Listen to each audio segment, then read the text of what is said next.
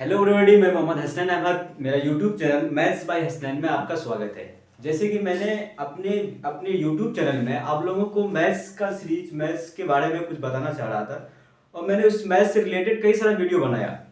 अब मैं इस यूट्यूब चैनल की मदद से आप लोगों को साइंस से रिलेटेड बातें, साइंस से रिलेटेड प्रॉब्लम्स या साइंस से जुड़े हुए जितने भी टर्म्स हैं जो किसी एग्जाम के रिलेटिव पूछा जाता है, मैं उसका उस सारे टर्म्स को इसमें डिफाइन करने का कोशिश करूंगा इस YouTube चैनल की मदद से।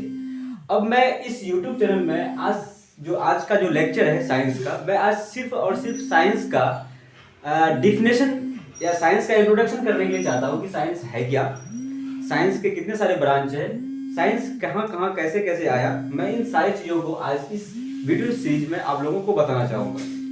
उम्मीद है कि आप लोग मेरे YouTube चैनल को सब्सक्राइब एंड शेयर करेंगे और मेरे YouTube चैनल में जो मैथ्स साइंस जो रिलेटेड चीज़ें हैं और समझने की लास्ट तक देखने की कोशिश करेंगे। चलिए मैं आप लोगों को लेके चलता हूँ साइंस विषय के बारे में इंट्रोडक्शन करवाता हूँ कि साइंस है क्या। तो साइंस सबसे पहला वर्ड है, साइंस जो वर्ड आया है वो साइनिसिया वर्ड से आया है। तो साइंस वर्ड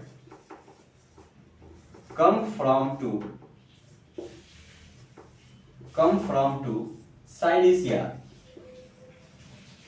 साइनिसिया और साइनिसिया का मतलब होता है टू नाउ। यानी साइंस ये बताना चाहता है कि अगर आप किसी चीज के बारे में जानते हैं, जानकारी प्राप्त करते हैं, तो वो जानकारी ही आपका साइंस कहलाएगा। यानी किसी चीज के बारे में जानना साइंस कहलाएगा। अब साइंस यहाँ हिंदी में इसको विज्ञान कहते हैं। अगर साइंस और विज्ञान को अगर तोड़ेंगे, वी प्लस ज्ञान दो वर्ड से मिलकर बना है, वी प्लस ज्ञान। यानी वी मतलब होता है विशेष और ज्ञान का मतलब होता है जानकारी। यानी किसी विशेष जानकारी को प्राप्त करना ही विज्ञान कहलाता है। अब साइंस जो इंग्लिश वर्ड था, तो साइंस ये आया लैटिन वर्ड से आया है, वो वर्ड है साइनिसिया और इसका मतलब होता है टू नाउ। अब साइंस तीन भागों में बांटते हैं, साइंस को तीन भागों में हम लोग बांटते हैं। चलिए पहला पार्ट है फिजिक्स। पहले पार्ट को बोलते हैं फिजिक्स जिसको हिंदी में भौतिकी कहते हैं। दूसरा पार्ट होता है रसायन जिसको इंग्लिश में केमिस्ट्री कहते हैं। तीसरा होता है बायोलॉजी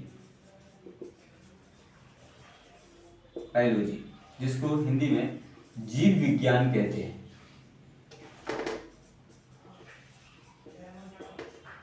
चलिए हम लोग अब एक एक करके तीनों के बारे में जानते हैं कि ये आया कहां से या कहते किसको है। साइंस में जो तीनों पार्ट्स है, फिजिक्स, केमिस्ट्री एंड बायोलॉजी, ये तीनों पार्ट्स के अंदर किस किस चीजों के बारे में स्टडी करते हैं। तो सबसे पहले हम लोग डिस्कशन करते हैं फिजिक्स के बारे में। फिजिक्स यानी भौतिकी, फिजिक्स। तो फिजिक्स जो पहला बात है physics word comes from to Latin word fusis और फ्यूसिस का मतलब होता है नेचर। यानी नेचर से रिलेटेड चीजों को पढ़ना या नेचर में होने वाले जितने भी फिनोमिनन है, जितने भी इवेंट्स हैं, उस सब के बारे में जो स्टडी करेंगे, साइंस के जिस ब्रांच में स्टडी करेंगे उसको हम लोग फिजिक्स कहेंगे। फिजिक्स वर्ड ही आया है फ्यूसिस और फ्यूसिस का मतलब होता है नेचर।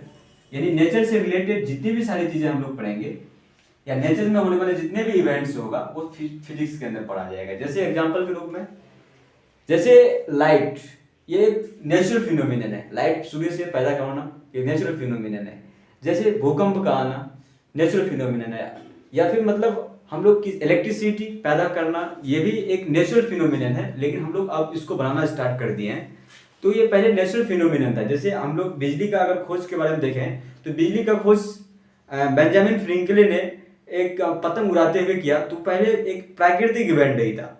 अब वहां से हम लोग सीखे कि बिजली ऐसे ऐसे प्राप्त कर सकते हैं, तो हम लोग धीरे धीरे फिर बिजली को डेवलप किए, फिर हम लोग बनाना स्टार्ट किए। तो उसी तरह से रिलेटेड फिजिक्स में होती ही चर्चा होती है नेचर के बारे में, तो ये हुआ। और फिजिक्स का फादर, जनरली फिजिक्स का फादर होता है Newton, father of physics, father of physics, father of physics कौन कहलाएगा? न्यूटन। न्यूटन एक साइंटिस्ट है, जैसे आप लोग जानते होंगे, जिसने ग्रेविटेशनल फोर्स के बारे में बताया।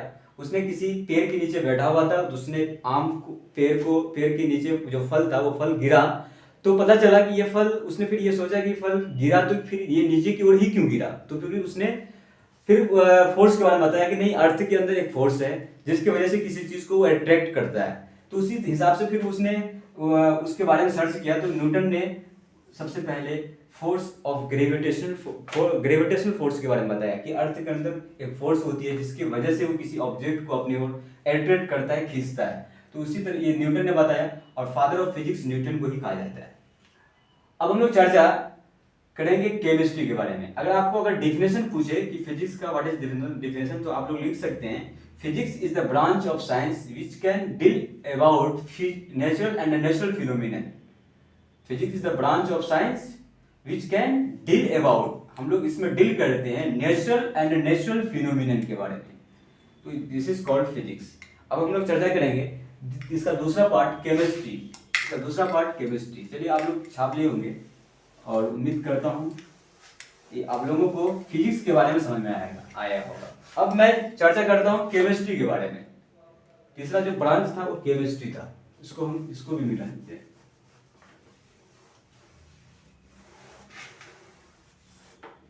तीसरा ब्रांच हम लोग काम करेंगे केमिस्ट्री के बारे में। केमिस्ट्री है क्या, जिसको रसायन कहते हैं। तो केमिस्ट्री वर्ड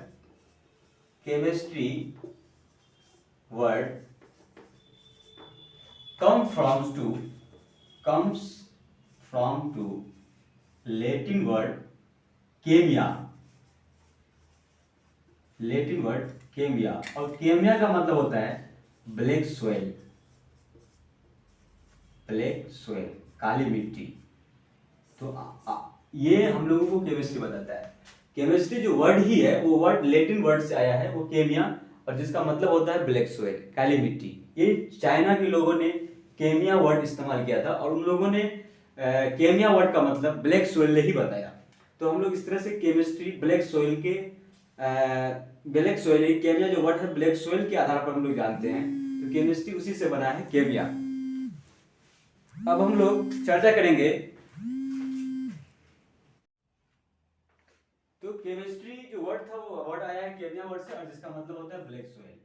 अब मैं चर्चा करता हूं कि केमिस्ट्री में स्टडी किसके बारे में करते हैं। केमिस्ट्री में स्टडी हम लोग मेनली मैटर के बारे में करते हैं, यानी ये मैटर जो है, ये मैटर कैसे बनता है। ये मैटर का सबसे स्मॉलेस्ट पार्टिकल को एटम कहते हैं, और इससे जब एटम मिलता है तो मॉलिक्यूल बनता है, अणु बनता है, परमाणु बनता है, और ये परमाणु और अणु के मिलने से मैटर बनता है। तो हम लोग केमिस्ट्री के अंदर स्टडी करते हैं जनरली मैटर के बारे में, यानी मैटर से रिलेटेड जितने भी रिएक्शंस हैं, या फिर इससे कोई भी मतलब नया पदार्थ बनेगा तो ये कैसे बनेगा, तो एटम को एटम से मिलाएंगे तो फिर क्या बनेगा, तो ये सारे डिटेल्स केमिस्ट्री के अंदर ही जाना जाता है। तो केमिस्ट्री में अगर जनरली स्टडी किया जाता है जो वो मैटर्स के बारे में किया जाता है। तो हम लोग अगर डेफिनेशन लिखें कि व्हाट इज द केमिस्ट्री, तो लिखेंगे chemistry is the branch of science which can study about matters which related to matters and its changing। Matter के बारे में और मैटर में होने वाले चेंजिंग मींस यहाँ पर रिएक्शन के बारे में बात कर रही है। तो ये सारे रिलेटेड केमिस्ट्री में ही स्टडी करते हैं। और केमिस्ट्री का जो फादर है वो लेवाजियर है। तो फादर ऑफ केमिस्ट्री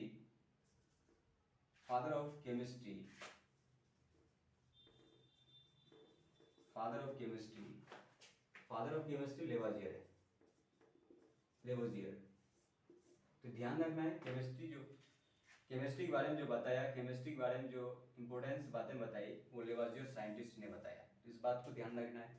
और फिर आगे हम लोग चर्चा करेंगे, थोड़ा केमिस्ट्री से आगे निकलेंगे तो दूसरा ब्रांच आता है बायोलॉजी। तो बायोलॉजी के बारे में थोड़ा जान लेते हैं कि बायोलॉजी क्या है। चलिए, तीसरा पार्ट था बायोलॉजी, उसके बारे में भी थोड़ा जान लेते हैं। बायोलॉजी, बायोलॉजी क्या है? बायोलॉजी साइंस का ऐसा ब्रांच है जिसमें हम लोग लाइफ के बारे में स्टडी करते हैं। ये जनरली बायोलॉजी दो वर्ड से मिलकर बना है, बायो प्लस लोगस। और बायो का अर्थ होता है लाइफ, बायो का अर्थ होता है लाइफ, और लोगस का अर्थ होता है स्टडी। लोगस का अर्थ होता है स्टडी, यानी लाइफ के बारे में स्टडी करना। This is called biology, this is called biology, यानी लाइफ से रिलेटेड यानी लिविंग थिंग्स के बारे में स्टडी करना ही बायोलॉजी कहलाता है। अब ध्यान ये देना है कि बायोलॉजी सिर्फ बायोलॉजी का मतलब सिर्फ बायोलॉजी को हम लोग जनरली ऐसे नहीं पढ़ते, बायोलॉजी को दो भागों में बांट के पढ़ते हैं। यानी बायोलॉजी का दो पार्ट्स को बन जाता है, बायोलॉजी का दो पार्ट्स। पहला पार्ट्स है बॉटनी और दूसरा पार्ट्स है जूलॉजी। बॉटनी और दूसरा पार्ट्स है जूलॉजी। बॉटनी को हिंदी में वनस्पति विज्ञान कहते हैं और जूलॉजी को हम लोग जंतु विज्ञान कहते हैं, जंतु विज्ञान, और इसको हम लोग वनस्पति विज्ञान कहते हैं। तो बॉटनी बायोलॉजी का एक ऐसा ब्रांच है जिसमें हम लोग वनस्पतियों के बारे में स्टडी करते हैं, यानी पेड़ पौधों से रिलेटेड पादप को, क्योंकि लिविंग थिंग्स दो कैटेगरी में, एक तो एनिमल्स है, एक प्लांट्स है।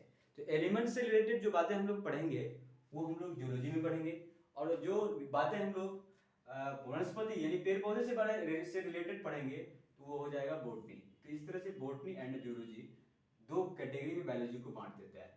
तो बॉटनी जो वर्ड है ना, बॉटनी ध्यान रखना है, बॉटनी जो वर्ड है वो बास्किन वर्ड से आया है। बॉटनी वर्ड डायरेक्ट हम लिख देते हैं 3 मार्क करके, तो आप ये समझिएगा कि बॉटनी जो वर्ड है वो आया है किससे? बास्किन वर्ड से आया है, बास्किन वर्ड से आया है। और बास्किन का अर्थ होता है चरना, और इसका फादर जो है, बॉटनी का फादर जो है वो थियोफेस्टस है,